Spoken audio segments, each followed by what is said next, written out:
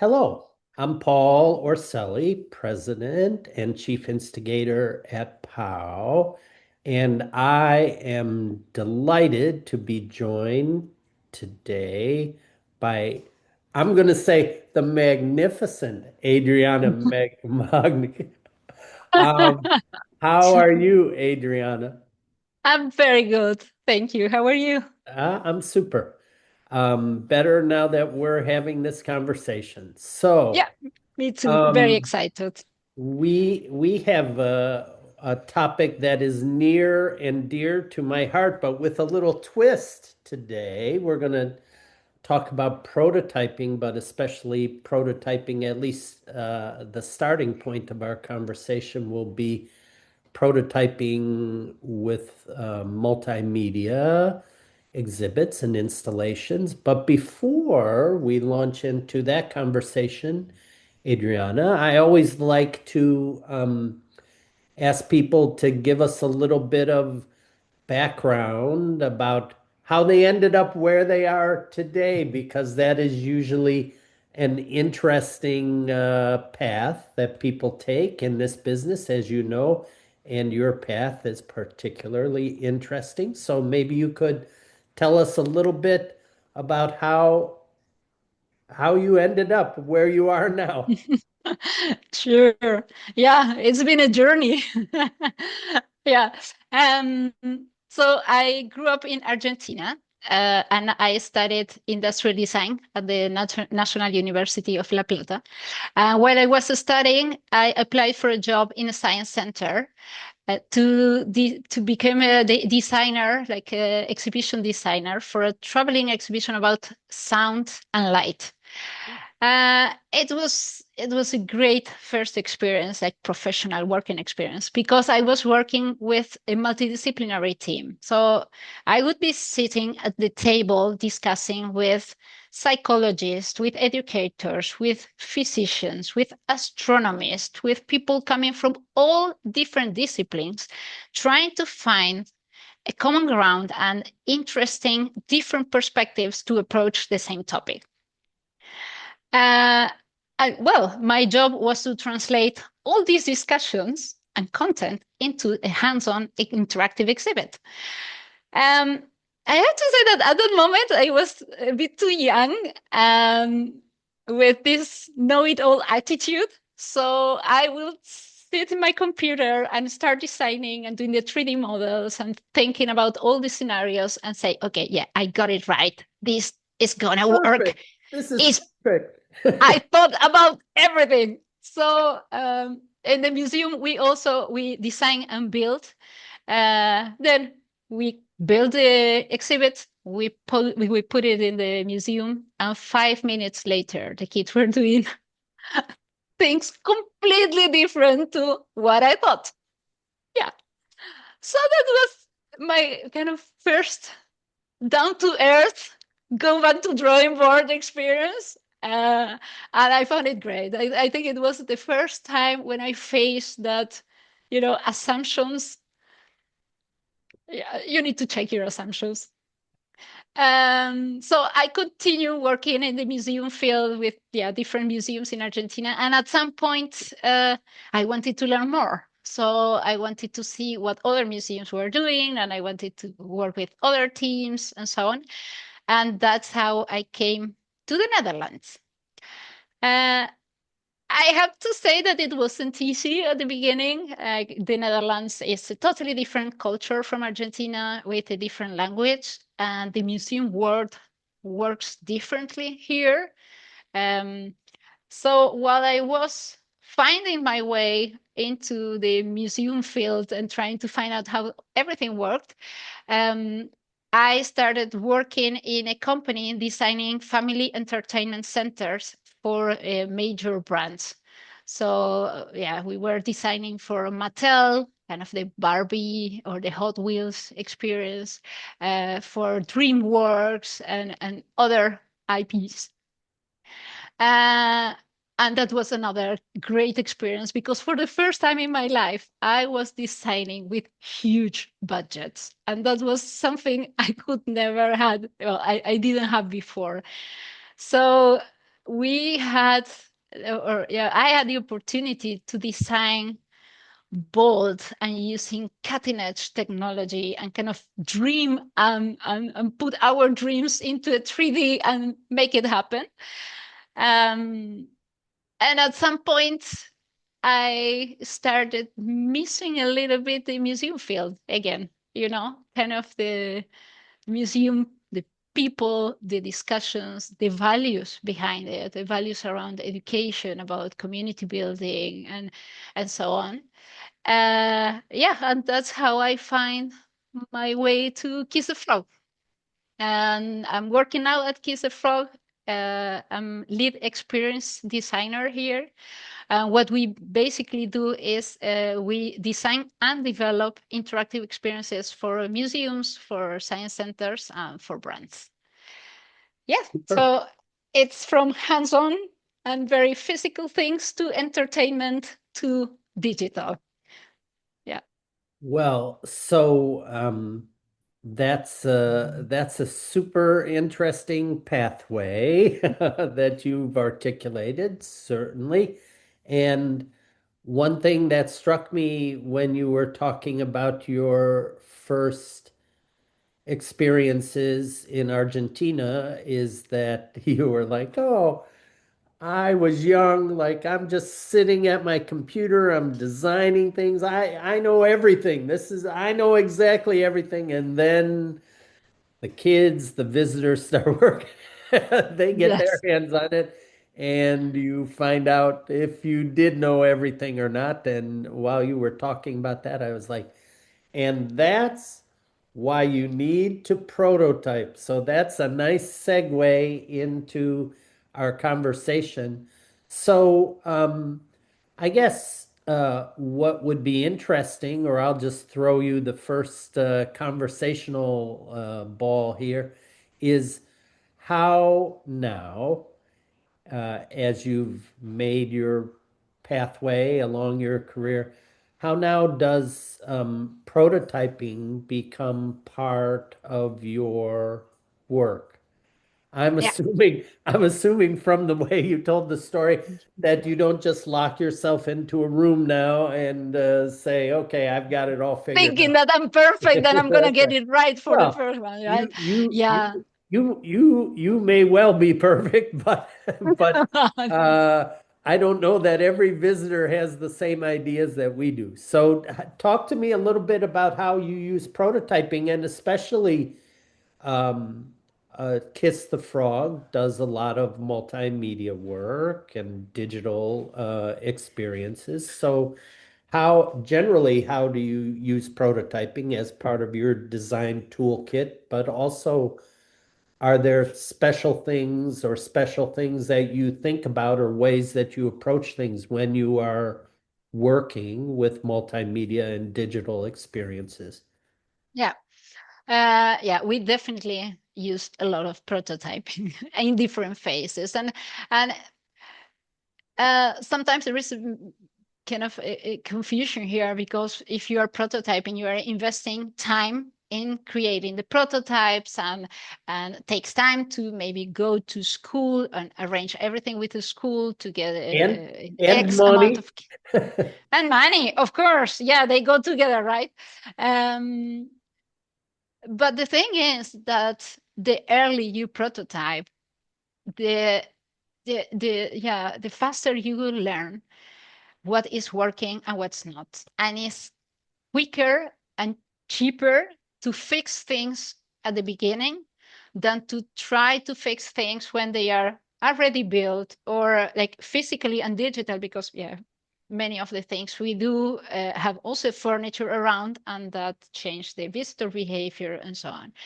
So that's something that we always try to explain to the teams we work with. Is like, yeah, I know you have a tight schedule, but we definitely need to squeeze time to do this. It's going to pay afterwards. When we are developing digital interactives, Depends a little bit on how we are working with our clients in the projects. Sometimes we are involved at the very beginning of the project, and the clients comes with an idea, like a concept. Okay, this is the topic we want to talk about, and these are our learning goals and so on. But because we are early enough in the project, we are able to suggest. To make suggestions and to work together to make sure that the concept for that exhibition is strong enough and that we have a concept that ties all the experience together. It's like this red thread that the storytelling that is going to link everything. We will make sure that it's not a set of scattered screens around the space, and that's the interactive part. Uh, and we work, for instance, I come to think we work on a project with the DoSeum in San Antonio, Yeah, yeah, Texas. sure. They approach us, yeah, again, early in the process, and they had a very strong concept, but they also had too many things that they wanted kids to learn. So there were things about, STEM identity and kind of STEM skills, and there was something about like keeping um, or it was taking care of the planet Earth, and you were earning points here and doing that there, and so on. So when we wrote the concepts, I like, I think that that's for the target group. This is for children. We think it's quite a lot. It's busy trying to convey all these things that are you're scoring here and there and here. So what we did together is we created a set of prototypes and very simple ones, but that will allow us to check if kids understand what was the message. Right now, like, I think at the moment, this is a fantastic moment in time to use all the tools around to create these prototypes. So there are a lot of programs like Figma or like Adobe XD and a lot of programs that you can use to create prototypes with simple animations and with buttons animations here and there, and you can get a result that is pretty similar to what you will be developing later on. And with that, what it was fantastic is that we could send that prototype to the museum. The museum set up just a plain table with a couple of screens and a computer, and they were running the prototype. And just they put a board saying, "Help us with this new exhibition." And they had tons of kids eager to participate and to test. And we got instant feedback from the target audience, because of course we can always test it here in the Netherlands, but culture and behavior and understanding is different. So that was fantastic because the client was also there. They could hear what the kids were saying. They could even adjust their scripts, and that's great because you are testing but learning so much in the process. It's giving you so much feedback for the future in all different layers from the interactive. Well, and that of course depends on the client. You had a client at the museum, I'm sure, that they were sort of open. They said, okay, let's see what people do with this. And if it wasn't something they originally thought, then they worked with you to adjust it, which is good.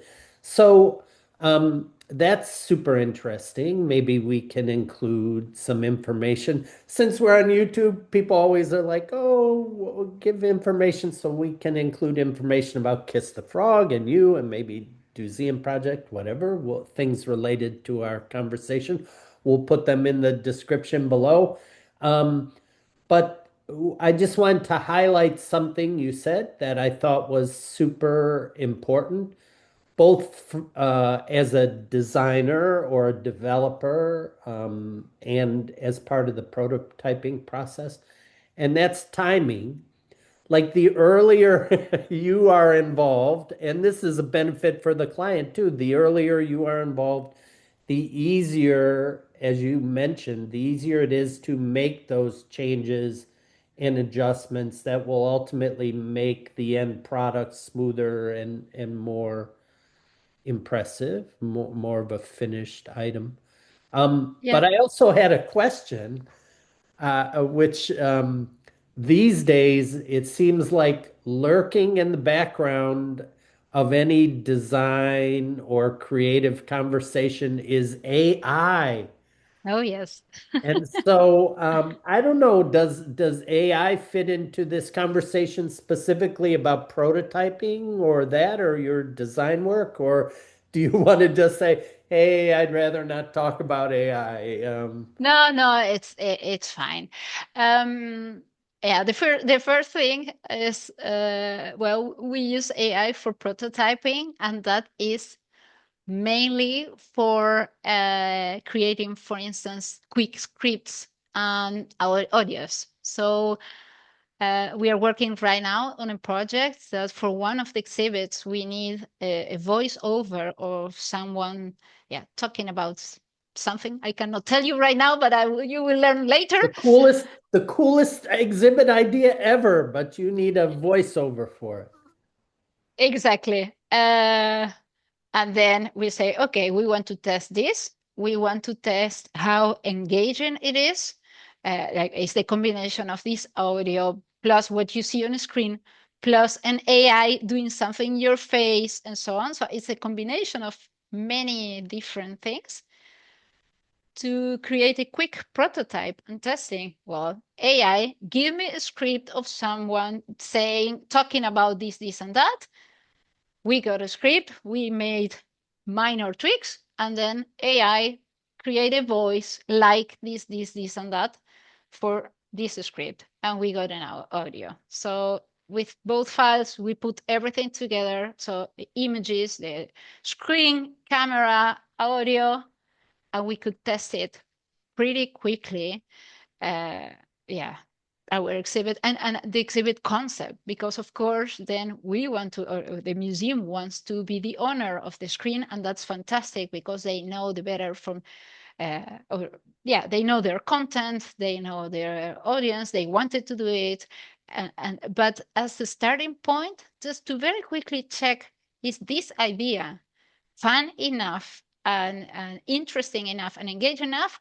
Yes, okay, so that was it's a good tool. For other things, I always think that there is this kind of misconception about AI being, oh, AI is so cool and create cool things because AI is based in what is already created over there, right? So there are a lot of things you cannot ask AI to be creative. And that's why I value a lot uh, human creativity and human connection and working together with my colleagues, teams, museum teams, or even the children that are testing one of our exhibits, like all the feedback we get from there, and even the ideas, because sometimes they say, oh, I thought that this would work this way, or they are creating a new game over your game because they find it that is yeah, they create a game in their own heads, and they are playing a sub game in your game, which is say, well, we didn't thought about this, but this is really cool, and you can see that more kids are engaging with that. So we incorporate their idea to our work. Yeah. Well, I just always this is always this is always the conversation. It seems like these days AI figures into the conversation, and some people are like really, well, it's like everything else in life. There are people who are like, yeah, AI is great, and people are like, yeah, AI is super great, and people are like, oh no, don't use AI at all. So I thought I'd ask. Um, I guess maybe it would be fun to finish up here a little bit as time has flown by talking with you, Adriana. Um, if there are some tips for people Like if you had to give people like your top takeaways for people to really encourage them, both clients and designers and developers, um, what would be your sort of Adriana's top prototyping tip? Well, I would say test early and often.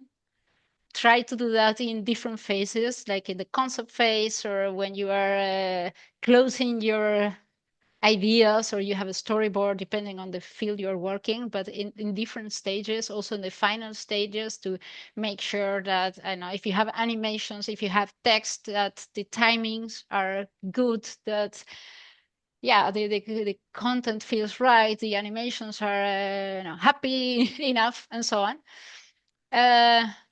I really like testings that are cheap and cheerful, like not spending a lot of time in making it perfect. Just we use a lot of paper prototypes. We work with digitals, but we use a lot of paper prototypes and cardboard to put things together and see if the game concept work, if the setup works, because we work a lot with hybrid interaction or sensors or things that we have a physical object or setup with a digital layer. So we use, yeah, cardboard, whatever material we have at hand, to test right away if it's working. And no one came to say, oh, how ugly is your setup. I mean, when you are asking, is this fun, or you are observing, yeah, everyone I is think is I think that is something that clients and designers worry about. Oh, it's not finished, it's not perfect. Yeah, that's because you're trying it out. So Yeah, yeah, exactly. Of course, test with your audience. They are gonna give you the most honest and useful feedback to make sure that you are creating an experience that matters and that is relevant and that talks to that target audience. Um, and I would encourage as well to, yeah, co-create with the audience, depending on the type of project you are working. When you don't know, or when you don't share the cultural background, like in my case, well, I had once to design an experience for the Glasgow museums for Kelvingrove, and that experience was, I received the brief saying this experience is for young adults coming from low social economical background. And I was like, huh? Okay, I'm coming from Argentina. What I have in my head about low income or low access to education and so on is totally different from what it is in Glasgow. So I think that in a case like that, the best is that you go, you meet your audience and you understand what are uh, their barriers, like in terms of technology, in terms of behaving, how they behave in the museum, how they feel, how what they want, what they would like to see, learn, talk, and that's the best way to make sure that you are designing a high quality experience. super. Well, I especially like your cheap and cheerful suggestion. So that's good.